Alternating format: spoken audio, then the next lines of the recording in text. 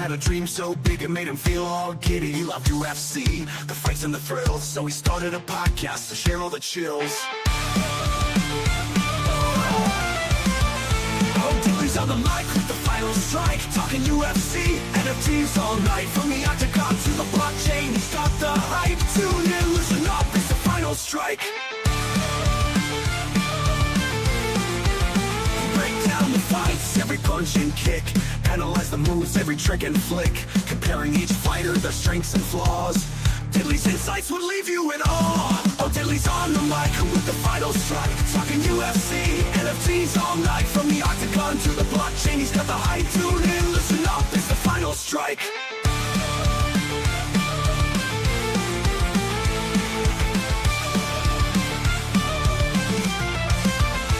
Break down the fights, every punch and kick, analyze the moves, every trick and flick, comparing each fighter, their strengths and flaws.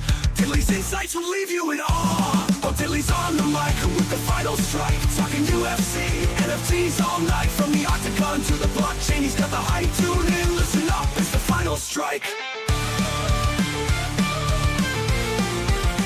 NFTs and fighters, a digital blend. Diddley's got the scoop, he's always on trend. From rare collectibles to the latest bout, the Final Strike podcast is never a doubt.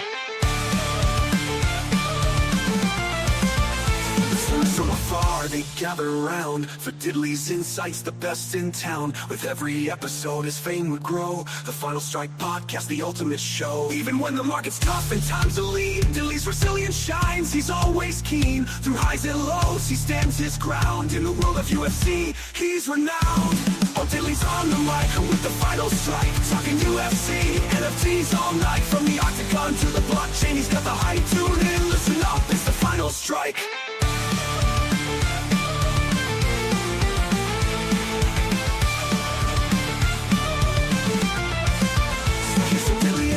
Podcast dream, bringing UFC and NFTs to the mainstream. With every word he lights up the night. The Final Strike podcast shining so bright.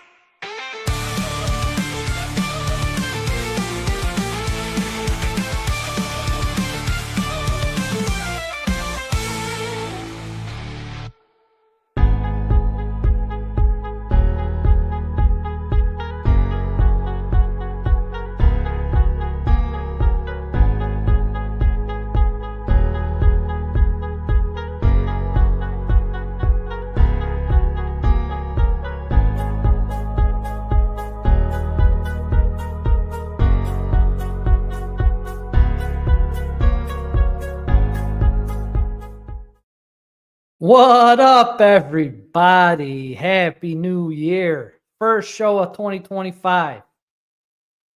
Oh, man.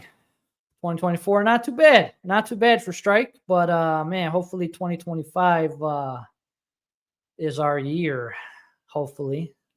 Year 3? Is it year 3? I think it's year 3, officially. But thanks, everybody, for popping in. Don't forget to hit the thumbs up on the video. And I got a quick givey. We'll give away 2 rares at the end of the show. Get your TFSPs in the chat. Don't forget to get your TFSP merch. If you haven't already, get it while it's hot because it won't be up there too long. Get your TFSPs. What's up, everybody? Thank you for popping in. Got a little challenge this week to talk about, so we'll get into that and then talk a little bit about that burn challenge that wrapped up. We'll go over some of our outstanding things, and then we'll get into the main card tonight. And finally, it's back, but yeah, we're in the Apex, though. A couple funny memes going out about this Apex card this weekend, but it's all good, bro. As long as we got some action, I'm happy. I'm going to get my screen shared. Don't forget your TFSPs in the chat. And let's get cracking. Thank you, everybody, for hopping in. Appreciate you guys. So this week, we got this Chris Curtis Hybrid Challenge. Not a bad structural challenge, I would say. Reward, yeah, I don't know if we needed another Chris Curtis. Personally, maybe we could have used somebody else that's fighting. But it is what it is. It is a pretty interesting challenge how they kind of structured it. So we'll go through it real quick. So, in order to complete this challenge, you have to complete path A or B in step 1, and then also complete step 2. So there's 2 steps you got to complete, and in step 1, you got a collection path. Either you could collect these 5 or these 5. So if you have these 5 or these 5, we got Dern rare, Gastelum rare, Mark Andre uncommon, Rebus common, and Kopylov common. Collect those 5, or collect these 5: Hebos, Ponzinibbio, Dern Fandom, Allen common, and Imavov common. So you collect those 5, all different moments in both parts. So you don't got it. There's no overlap here.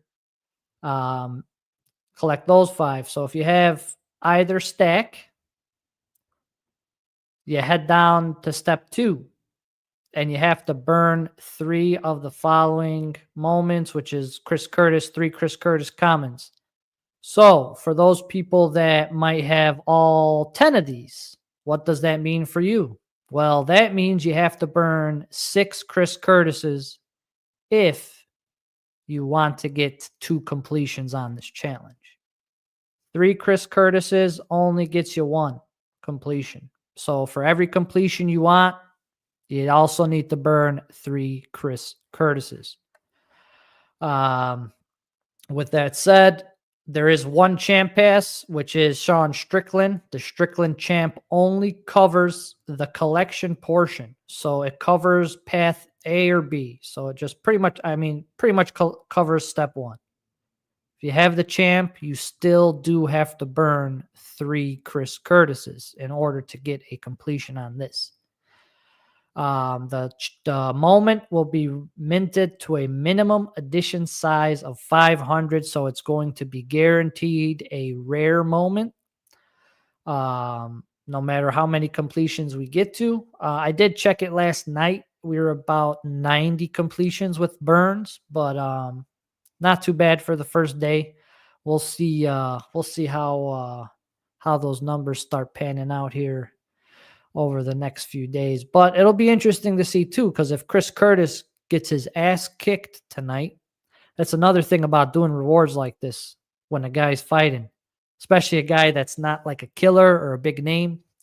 If this guy gets absolutely embarrassed, this is tough. It's a tough one. It's a tough pill to swallow. So we'll see. We'll see how the fights play out. I mean, for our sake, and we would hope Chris Curtis gets a dub, but I don't know. I think he's going to have a tough time in there tonight. We'll see. We'll see how that fight goes. But yeah, not too bad though. I like the structure, the burning. It's a focus burn. We haven't really had a focus burn in a while, which is cool. But maybe could have used somebody else. Somebody else that's on the fight card. Let's take a quick peek at the card. I mean, could have burned some Romans. C-Rod's pretty good. Medic's pretty good. Yeah, I don't know. Or they could have went with somebody else. Somebody that had a good finish or good prospect from the last few months. Somebody that doesn't have a moment. But it's Chris Curtis.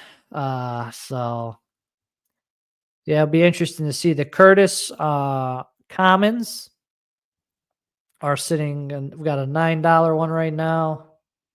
Just one of them, but they were at like, I don't know how cheap they were, but they shot up to about $5.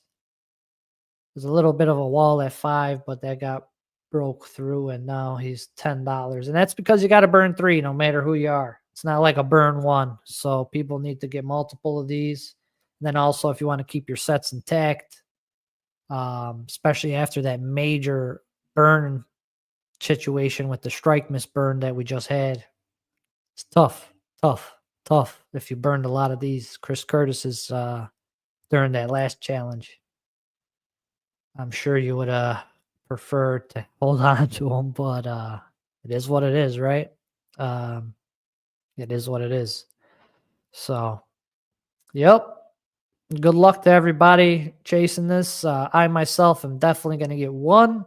I have enough to get two, but I'm going to keep my eyes on it and see. And I'm going to wait and kind of see how this fight plays out, honestly, because if he gets his ass knocked out silly by Roman, I don't know. I don't know how I'll feel about going for a second one, but we'll see. We'll see how that goes. We'll see how that goes. On to the next thing. The burn challenge. So it wrapped up last week. Man, holy shit. A lot of burns were completed. I got the spreadsheet pulled up here. I'm just gonna go to the totals. Not gonna look at the big. There's definitely some monster burners here for sure. People burning thousands and thousands of moments at a time. But the grand total, we hit 50,689 total moments burned, which is insane, bro. I didn't think we would get this high. Personally, I thought maybe we'd be around half of that. Maybe I was thinking more like 30, but 50 is nuts. So people were ready. People were ready and raring to go to burn the whole shit down. And we got 10,129 reward packs on the way. Hopefully Strike does juice up the reward packs a little bit, maybe throw some more champs, epics and stuff in there because we hit that 50K. Because right now the odds are a little rough on pulling anything juicy in those packs. But it would be nice if they threw in a little bit more juice in there. I don't think anybody would complain at all. So gonna be pretty wild. So yeah, 50,000 off the board, but yeah, we got 30K coming back. Everybody's getting 3 in those packs. So there are going to be some new moments, which is cool. Will be interesting to see what new moments get minted. And but out with the old, in with the new is not as bad as out with the old and here's some more old. You know what I'm saying? Like some of the challenges in the past. So we'll see. We'll see how it goes when these packs. I don't know when these packs will get distributed. Hopefully, like in a month or so. Because I know people are itching to rip some packs too. So we'll see how that goes. Don't forget to get your TFSPs in the chat. Thumbs up on the video. Let's keep it moving. So after this burn challenge, RRX sent me a link to this new Flowvana website. I don't know if you guys seen it. This guy popped in the Discord last week talking about he made this. It's not bad. It's not a bad website. Obviously, it's not geared 100% towards Strike. As you can see, you got all the different guys up here, All Day, Top Shot, Pinnacle. But it definitely has some good moment specific information, I would say. So if you're looking to see like leaderboards, who has the most of what moment, stuff like that, you could definitely find that here. A couple pieces of information. But he sent me, this is the total circulating supply of current common moments on the platform. So it's pretty wild. Some of these guys are the ones that are, the lowest, pretty much the guys who got burned the most, right? After this challenge. So these commons, granted, some of the mint is still held back by Strike, but these commons got burned pretty low, some of these Series 2 commons. So circulating supply on Brady is 1626, 1645. So these are pretty wild. He wants me to click on one. Let's click. So Brady was initially at 3,000 mint. 1,000 of them are owned. 500 are in packs still.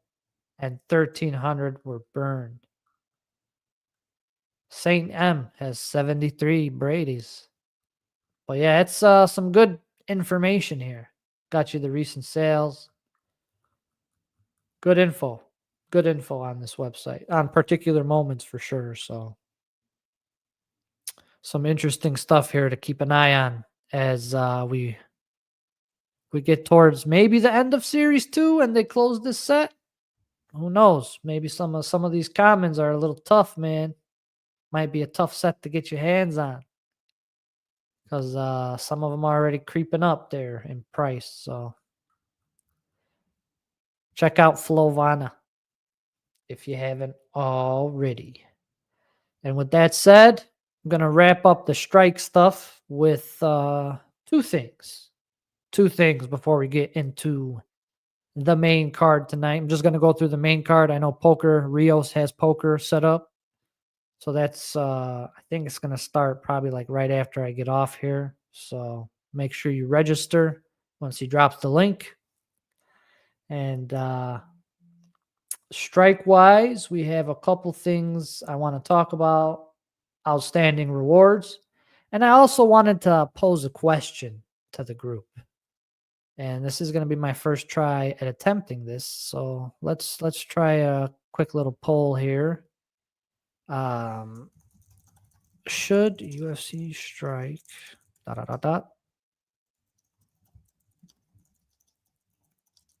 right. I wonder how this is going to work. Wish me luck. I was talking to a few people about this specific topic, so let me know what you guys think. In the poll, should UFC strike increase the champion club minimum requirement? So right now, as we all know, one champion club, one champ moment gets you access to the champ club, which is, tickets, all that good stuff. The pick'ems, the tickets, different giveaways, champ club lounges, even if you don't get the tickets and you go to the fight or you're in the area, the weigh-ins, all that stuff, right? So a few people, because you got to think about it. At this point, in the early days, the supply of champs, we only had 2,000 champs? The first Series 0 and Series 1 drop of champs is about 2,000. Right now, we have quite a bit more than that, guys. I think, we're close. We're definitely over 3,000 champs total on the platform. Definitely over 3,000 total champs on the platform. So obviously, as the supply grows, right, the price comes down, which is why our floors on the champs used to be like $700-800 and have gradually, as more champs are released, price goes down, right? Lately, the prices have been going up on the champs for sure. But it's very interesting. It's a very interesting question to pose, right? Should we increase it? Sure. But how much? What's the right number? What's the right number? Or do we do thresholds? Can you do a threshold thing where, okay, you got one champ, awesome. You get access to the pick'ems, you get access to the Discord giveaways, stuff like that. In order to get tickets, IRL stuff, maybe the pay-per-view code raffles, merch, signed merch stuff. Maybe you got to have 2 or 3 champs to get access to that stuff. So I thought it was a good question to pose to the group. And we'll let it run. We'll let it run. And I'll end it towards the end of the show. And we'll see what's up with it. But yeah, let me see what the chat's saying. Let's see. Chat says on the champs 3, some sets should count as a champ. I agree to that too. Because definitely like some of those rare sets, fandom specifically, that's a massive set, price wise, and definitely worth more than a solo champ, right? So yeah, it's interesting. It's interesting to see, and And that's the thing. You got to figure out a balance, right? You want to make those champs stand out. So that would be my counter to somebody, in order to get the floor up on the champs, you got to do something like increasing it to 3 or 5 for the club. 2 or 3, 3. 3 looks like a good number here for everybody. Everybody's saying 3 when they're bringing you in to talk about direction play. It's like, man, I don't know. But it's just my logic, and just, 20 champs a night and Dana oils you up at the fight. Hey, baby. Hey, that's what's up, dude. Maybe complete a champ set. And you get access to an Apex fight or something.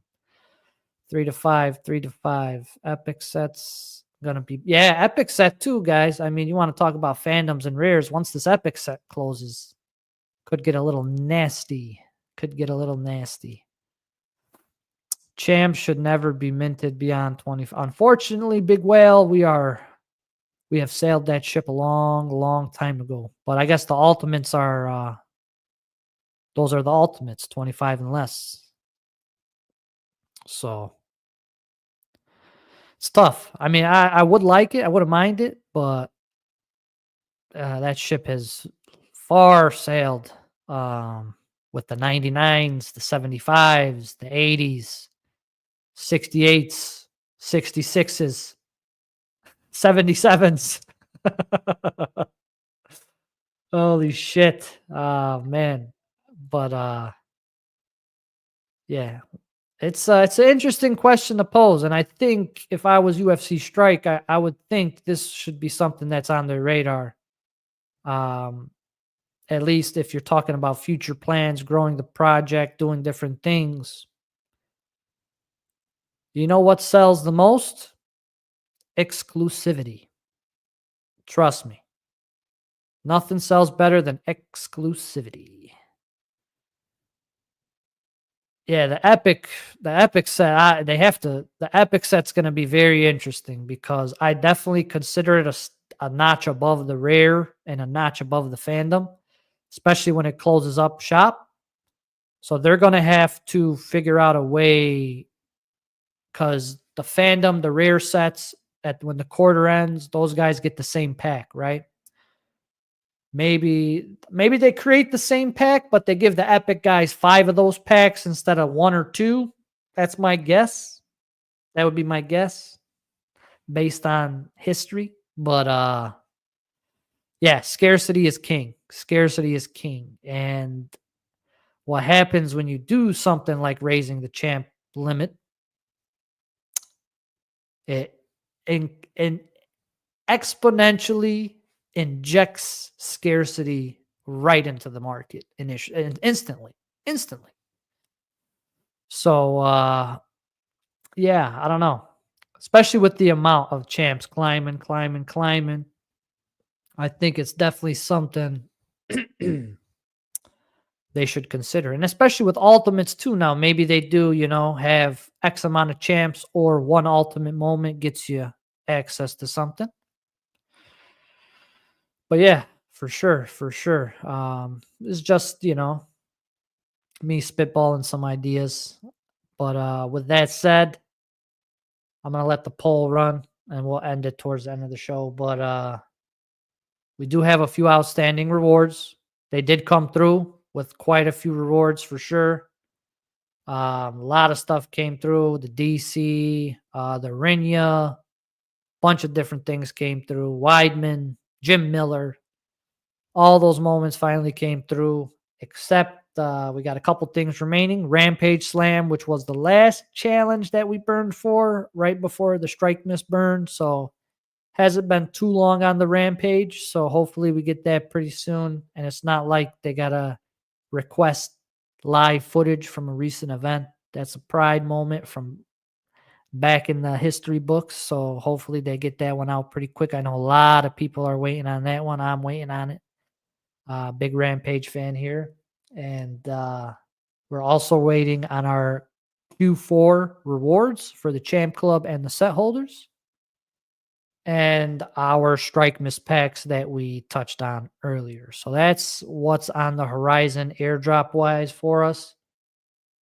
So not too bad. I mean, start the year off. We got lots of packs coming for people to rip. So the quarterly rewards as well as the burn packs from the challenge. So it should be interesting to see how things shake up. I know there's been a lot of talk about them having plans surrounding this UFC event coming up, the pay-per-view next week. Maybe a big announcement, maybe not. We'll see. We'll see. But yeah, that's what we got on strike, everybody. Asian Wolfie, what's up, my man? Don't forget to hit the TFSP in the chat, thumbs up on the video. We're going to get into this fight card right now. Just going to go through the main card. And like I said, don't want to hang out not too long today, just because the fights do start about an hour and a half, 2 hours, 2.5 hours.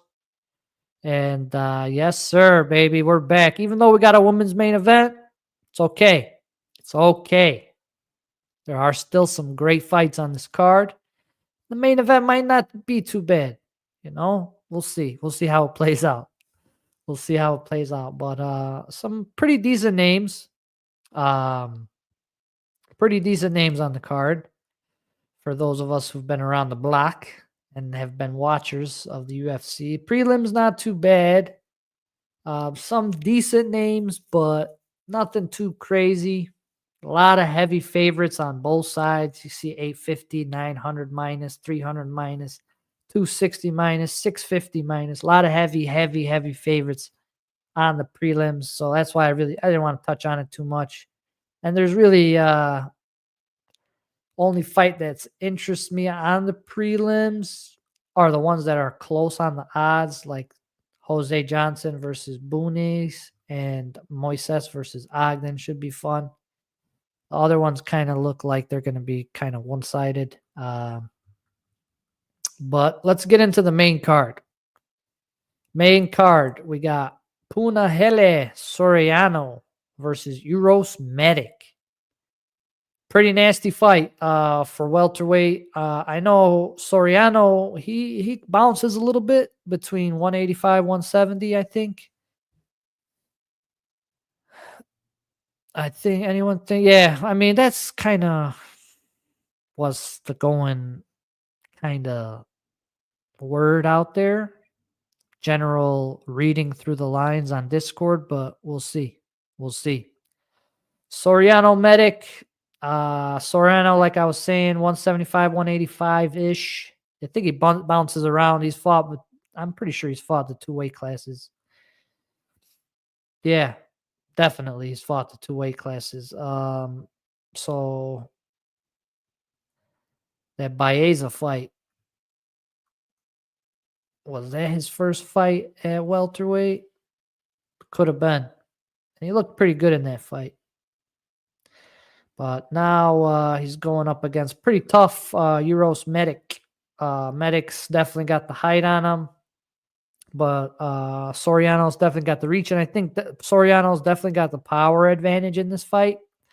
But I think the odds makers are leaning on Medic's kickboxing. He's got really good kicks. And he's very patient. Very patient. So he waits for his opening and then he blitzes. I see it a lot in his past fights. And he's pretty smart in there. So it should be a fun fight. I'm really looking forward to it. It should be a good striking battle. I am leaning on Medic to keep that safe range and use his kicks to kind of wear down Soriano, and he might get him out of there. We got plus 425 on the KO for Soriano, which is pretty gnarly. Especially considering this man does throw some really heavy hands. I would say that's probably his best chance of winning this fight is by knockout. Medic is tough, durable, but I do think Medic's going to get the job done. I think Medic gets the job done. What's up, my boy? Mo Fresh in the building. My man. Finally shows up on a Saturday. What's up, brother? Don't forget to hit that TFSP in the chat. So I'm leaning on Medic. I'm leaning on Medic to get the job done. And I think, like I said, it's going to be a striking battle here. And I just think when it comes to the striking, Soriano's only got that power, and he's mainly a boxer too. And I think Medic's got more of a well-rounded skill set. He's going to have a lot more kicks coming to Soriano, and I think he's more of like a sniper versus a brawler. And I think he's going to get the job done. That's the first one of the night at welterweight. Next one. This is an interesting one, man. I've been going back and forth on this one because it's a tough one, bro. You never know how these undefeated dudes making their UFC debuts do. Obviously, Bashi is very, very, very excellent high-level grappler, wrestler. He's 13-0 coming off the Contender Series, and he pretty much just like submits everybody that comes across his lane. It's really good. Very high on the I mean, look at this shit. 18 takedown average per minute. 18. This guy's shooting takedowns all day. But I gotta say, C-Rod ain't no slouch. He's very good, man. He's very good. He's durable. He's tough. And I did lose the Juicy J by Subby. I called that one. So plus 900, I hit it. I remember that shit. Juicy J got him, right? But Juicy J's been around the block. He's been in the UFC for a minute. But he's fought some tough wrestlers. Bulgarian, Simon, Rosas. He's beat him. He's a tough dude, man. He's a tough dude. So they pretty much schedule this guy up whenever there's a tough-ass wrestler coming up and say, hey, man, we need you to stop this dude. And it can happen, bro. It can happen because he is a little bit bigger than Bashi. And obviously, he's gone up against some of the best wrestlers in the division. So it'll be interesting to see because Bashi's usually out of there quick. Doesn't go the distance. So I'm kind of, this fight, I think based on like, yeah, if Rodriguez can weather that initial, grappling storm that's coming his way, I think that second round is going to be gnarly, boys. I think it's going to be gnarly if Bashi doesn't get him. But I don't know, man. I'm gonna go against the grain here. I'm gonna go with Rodriguez. I'm gonna go with C-Rod. I might go with C-Rod here. Because he's battle tested, man. Like I said, when we got fights like this, whenever there's a fight, I'm a very big strength of schedule guy. So C-Rod has fought some tough ass wrestlers and won. And I think might be the case here. I don't know if Bashi's as good as some of those guys he fought already. So,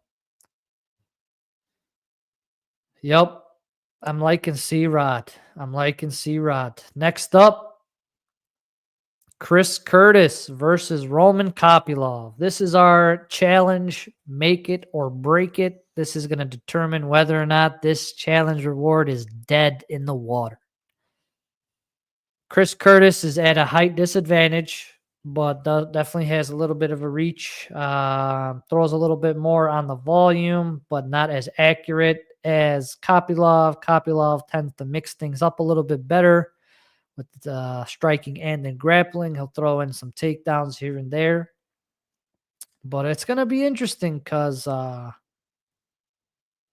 coming off a loss to Brendan Allen. Kopylov. Where you at, Kopylov? Kopylov beat Almeida. Cesar Almeida, who's fighting right after these guys. So, He looked pretty good. I mean, it's the striking fight too. Roman's a pretty good striker, bro. Southpaw. It's tough. It's tough. It's tough. They got Kopylov as a favorite plus minus 220. Chris Curtis sitting as a dog. Yeah, I don't know, man. I don't know. 37 years old for Chris Curtis now. I don't know. I think Kopylov's probably going to school him, to be honest with you. The kickboxing will probably be too much. Curtis is going to have to make it a dirty fight, but if he does that, I think the grappling is definitely on the side of Kopylov. Yeah, I don't know, man. I don't know. Curtis is going to have to get a Hail Mary knockout or something to win this fight. That's plus 450. But yeah, he is durable, but I've seen him gas too. Chris Curtis, that is. I'm going to go with Kopylov. I'm going with Kopylov. Don't forget, get those TFSPs in the chat. I'm going to run those 2 rares after we cover these last 3 fights. Getting to the end here. So the guy that Kopylov just beat is fighting above him on the main card. That's only because he's fighting a killer, Abdul Razak El Hassan versus Cesar Almeida. These guys are, they're up there, 39 years old for El Hassan, 36 for Almeida. Almeida's the taller dude for sure. I don't know if you saw the weigh-ins yesterday. I don't know if you saw the weigh-ins yesterday, but he's definitely a lot taller, bro. Definitely a lot taller. Only has a 1-inch reach advantage. So this guy's glory kickboxer. I mean, we all know this is one of the dudes that was fighting back with Poatan. Did lose to Kopylov, but he's got some wins over a couple people. Was on Contender Series. KO'd Butka, beat Ihor in October.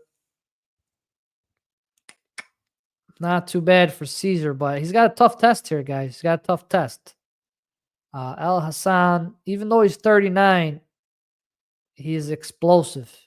And he can knock anybody out if he connects. So it's going to be interesting. Let's take a look at some of these odds here.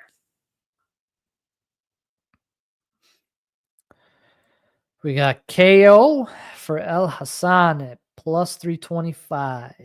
Almeida plus 145. It's going to be an interesting fight, guys. Very interesting. Definitely more accuracy, more volume coming from Almeida. And you got your bombs. Your not as accurate bombs coming from El Hassan. Does a little bit of grappling, but not too much, it doesn't look like. But who knows? Maybe he'll resort to it, but hopefully not. I'm going to roll with... that KOs. I mean, he could KO him. He could KO him. I mean, it's MMA. Anything can happen, right? But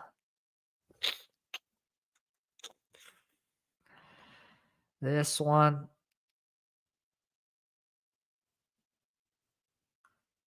I don't know, man. Let's see. Let me look at this real quick. Lost to Buckley, lost to Pfeiffer. 6-1. I don't know, man. I like that strength of schedule. I'm going to go for the Hail Mary. El Hassan, no, by KO. I think he's going to catch him some crazy shit in the first round. I can see it, bro. He's definitely fought some top level competition. But if this goes a little bit longer than the first round, I'm not sure I like his chances as much. But I think he'll catch him. He's explosive, dude. He's crazy athlete. So We'll see how that goes. Next up, our co-main event. Ponzinibbio versus Harris. Welterweight scrap. Couple another, these guys are getting up there, baby. These guys are getting up there. 38, 37. Harris, same height, but definitely has a 3-inch reach advantage. Definitely more in the ground game coming from Harris. Where Ponzi's probably the better striker, but it'll be a tough night in the office, I think, for Ponzi, just because Harris he's got that size and that reach on him. It's going to be a problem. And he does like to grapple. So if he ends up taking Ponzi down early, or this fight goes to the ground early and he slows him down a little bit, it's going to neutralize some of that striking advantage that Ponzi has. And yeah, I don't know, man. I'm liking Harris, man. I'm liking Harris. My sub is plus 475, which is crazy. He's a great grappler. I'm liking Harris. I'm liking Harris as the dog. He's a dog right now. A lot of people are on Ponzi, but I don't know, man. On the weigh-ins and stuff, face-offs, when I was looking, just felt that energy from Harris was a little bit more like he was ready to go.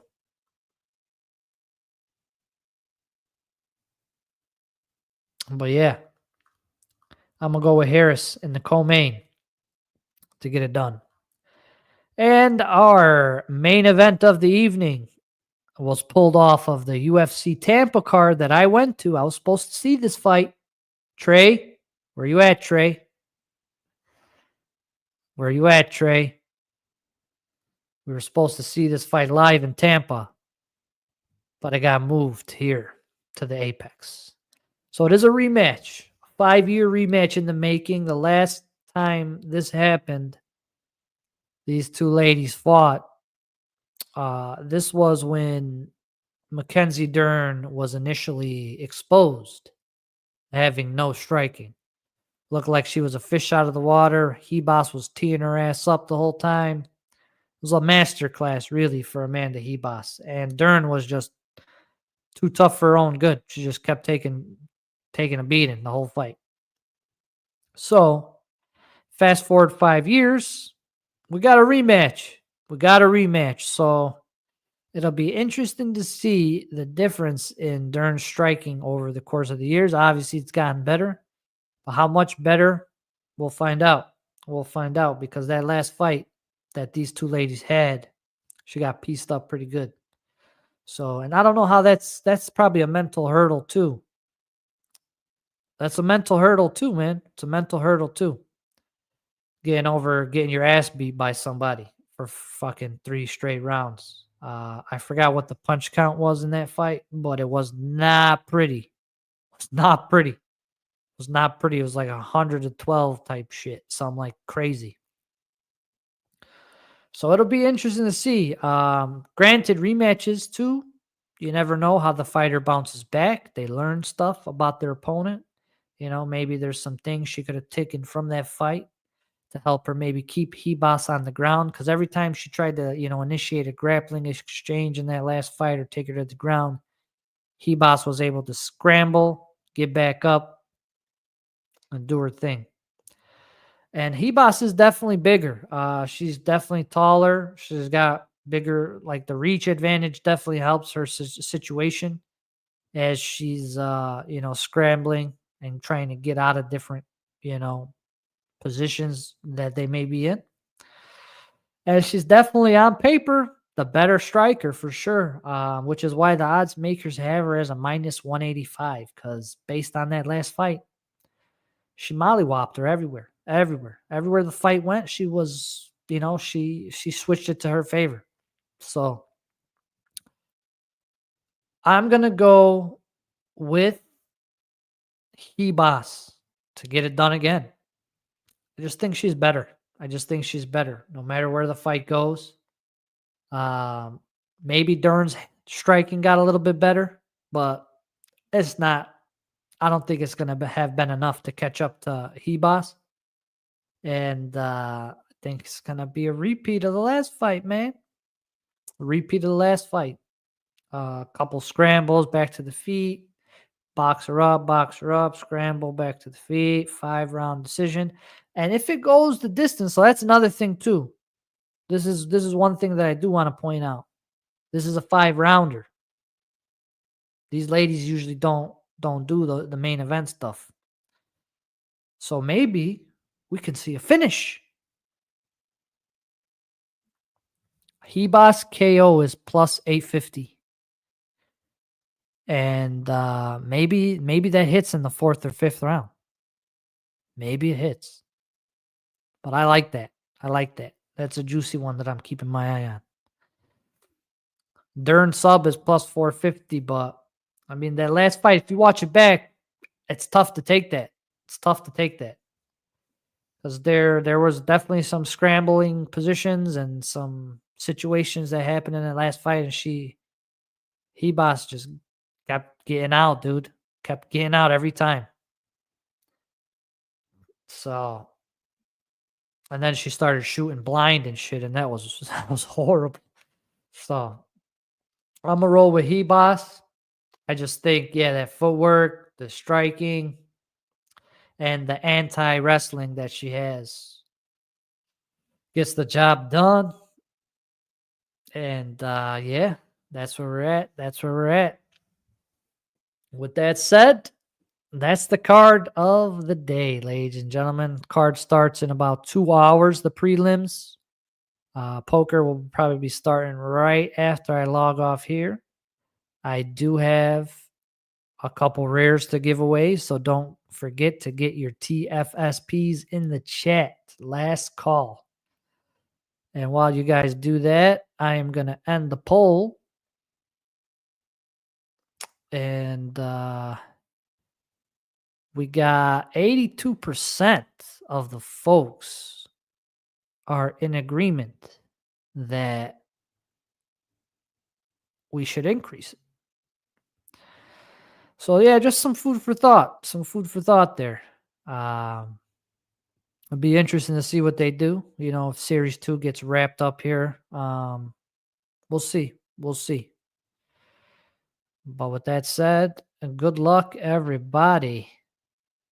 First guy to get the rare is, or gal, my bad. Could be a gal. You never know. Haha, Swarmies, my guy. Congratulations. First rare going to Swarmies.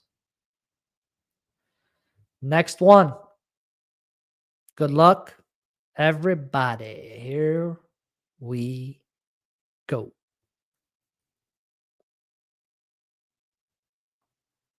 It's going to be JT. My man. Congrats, brother. JT. Congratulations. Both guys, I'll hit you up. We'll get you guys those rears a little bit later. And that's pretty much it, guys. I appreciate everybody for hanging out. Don't forget to hit the thumbs up if you haven't already. Get your poker game ready, poker face ready, because the games are probably going to start pretty soon. Appreciate you guys hanging out. And next week, massive card. So don't forget to tune in for that. And until next time, I'm out, y'all. Peace.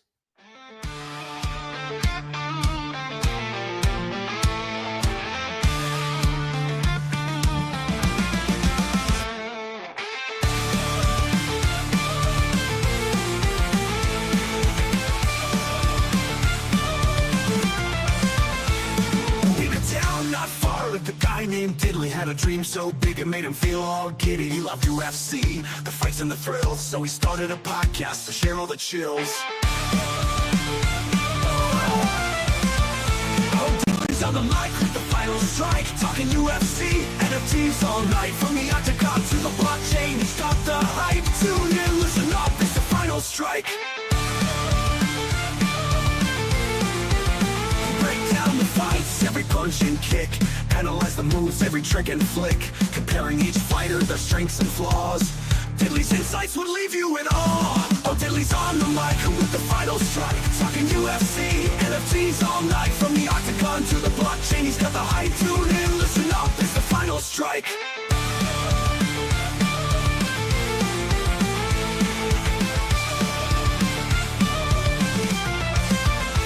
Break down the fights, every punch and kick, analyze the moves, every trick and flick, comparing each fighter, their strengths and flaws. Diddley's insights will leave you in awe. Oh, Diddley's on the mic with the final strike, talking UFC, NFTs all night. From the octagon to the blockchain, he's got the hype. Tune in, listen up, it's the final strike. NFTs and fighters, a digital blend. Diddley's got the scoop, he's always on trend. From rare collectibles to the latest bout, the Final Strike podcast, there's never a doubt. From afar they gather around for Diddley's insights, the best in town. With every episode his fame would grow. The Final Strike podcast, the ultimate show. Even when the market's tough and times are lean, Diddley's resilience shines, he's always keen. Through highs and lows he stands his ground. In the world of UFC he's renowned. Oh, Diddley's on the mic with the final strike, talking UFC, NFTs all night. From the octagon to the blockchain, he's got the hype. Tune in, listen up, it's the final strike.